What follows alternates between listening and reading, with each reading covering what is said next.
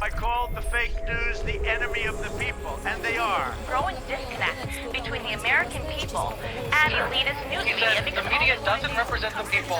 It never will represent the people, and we're going to do something about it. This White House does not seem to value an independent press. In the roller coaster relationship between the Trump White House and the mainstream media, these past 10 days were particularly turbulent. It started when President Trump took to the stage at the annual Conservative Political Action Conference, or CPAC, and doubled down on his characterization of the media as the, quote, enemy of the people. Then Press Secretary Sean Spicer stirred up a storm of controversy by kicking out a number of media outlets, including the New York Times, CNN, BuzzFeed, and the BBC, from a press briefing. The reaction was instant. Headlines across the web, print and TV proclaimed a new low in the government's war with the media.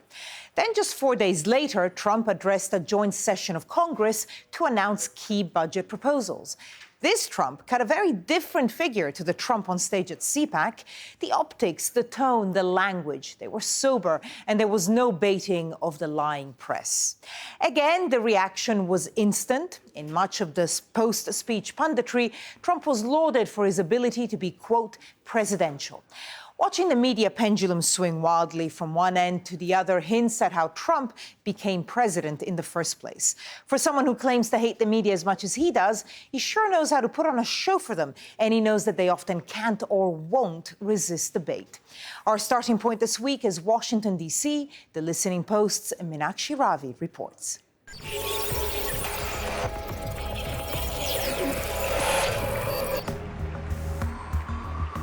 Two speeches, two different settings. One, the annual gathering of conservatives, CPAC, and the other, a joint session of the Houses of Congress. The underlying message wasn't all that different. I will never, ever apologize for protecting the safety and security of the American people. We won't do it. Our obligation is to serve, protect, and defend the citizens of the United States. But the media reaction to the two speeches was different. CPAC was the more raw Donald Trump. The joint session of the Congress was more refined. As you saw, one speech Trump gives in the Congress, every paper said, oh, how presidential the president looked, and begins to soften its critical edge. He became president of the United States in that moment. Tonight, Donald Trump became the president of the United States. It was, dare I say, presidential. This was so presidential. Very presidential. You sounded presidential and looked presidential. American journalism at this moment is simply tired of this combative status that he has created. They want to normalize Trump. They want to allow for the office of presidency to overcome the strangeness of this occupant. The media's eagerness to laud the president for looking the part was strange in and of itself. After all, getting the optics right is one of the easiest parts of the job. What made the on-air praise stranger was that much of the content of the speech didn't hold up to scrutiny. In multiple fact checks published after the post-speech punditry, many of Trump's claims were assessed to be misleading or flat-out lies. In the days just prior to the congressional address, tensions between the media and the White House had hit new highs. In his speech at CPAC, Trump went at the media hard. And I want you all to know that we are fighting the fake news. It's fake, phony, fake. Donald Trump has been very smart in how he has codified what the media are. And I think that by arguing for their status as the opposition party, They are the enemy of the people. he's offered a very simplistic, very clear, a very unambiguous understanding of the fact that these two entities, White House administration and the media, are on opposite sides. Moreover, on opposite sides against the United States public. Just hours after Trump gave his speech on Friday, instead of doing his daily briefing with the entire White House press corps, Sean Spicer said we're going to do a smaller get-together, it's going to be off camera, no recording, and we're not inviting everybody. So Washington Examiner, Breitbart News, One America News Network, you guys are all friendly to us, so you can come.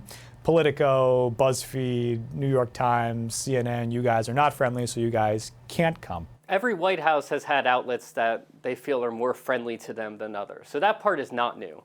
But what was surprising last week is that this is a level of access being cut off that we do not see every day. If that baseline level of access is cut off, what are news organizations to do? The incident with Sean Spice, first of all, I must say I welcome it. It created a combative, confrontational, face-to-face between the White House and the press corps. This is necessary.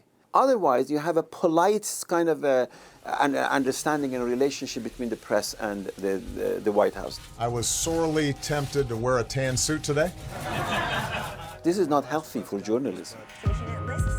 For those media outlets seeking to recast themselves as aggressive interrogators of the powerful, how about the president's statements, Kellyanne? How about the president's statements that are false? Their past behavior, their histories, have an irritating habit of coming back into view. Breaking news and welcome back. You are looking at live pictures. Donald Trump appearing before a full house in Dubuque. CNN, which along with the New York Times has become one of Trump's favorite media punching bags, spent much of the run-up to the presidential election filling its airtime with the Trump campaign circus. Watching that live CNN has acknowledged some failings, such as airing his rallies live when other candidates weren't given this sort of accommodation, given this sort of luxury. Donald Trump often, could air for 40 minutes to an hour live on CNN.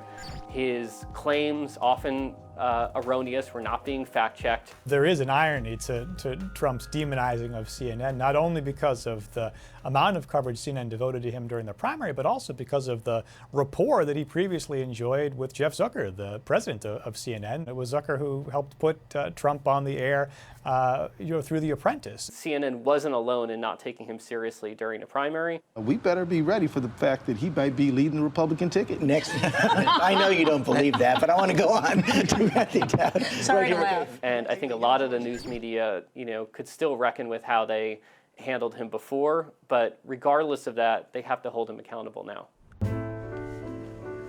In just over a month of the Trump presidency, his battle with the media has been one of the main subjects of mainstream news coverage. Journalists always love a story with well-defined heroes and villains, and in this tale, they have a starring role.